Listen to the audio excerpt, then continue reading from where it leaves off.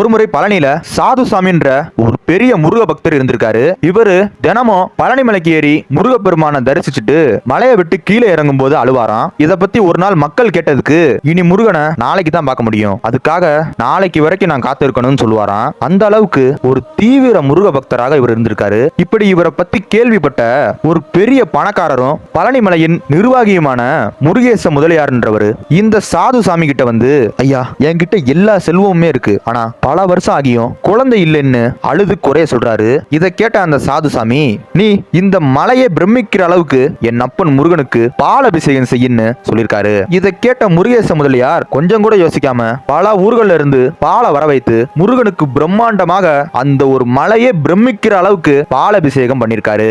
இதுக்கப்புறமா சில நாட்கள்லயே முருகேச முதலியார் மனைவிக்கு 2 ஆண் குழந்தை பிறந்திருக்கு. இதை பார்த்து ரொம்பவும் ஆனந்தம் அடைந்த முருகேச முதலியார் பழனிமலைக்கு வந்து சாதுசாமி கிட்ட, ஐயா, நான் ஒண்ணு கேட்டேன், ஆனா முருகன் 2ஆ கொடுத்துட்டாரு, முருகனுக்கு நான் ஏதாவது பெருசா செய்யணும் அப்படின்னு சொல்றாரு. இதை கேட்ட அந்த சாதுசாமி, நீ கொடுத்துதான் முருகன் வாழ போறானா, எல்லாமே அவனோட தாண்டா, வேணும்னா உன் மனசு திருப்திக்காக முருகனுக்கு ஒரு தங்கத்தேர் செய்து கொடுன்னு சொல்லிருக்காரு. இதுக்கப்புறமா அதன்படியே முருகேச முதலியார் தங்கத்தேரை செஞ்சு கொடுத்திருக்காரு.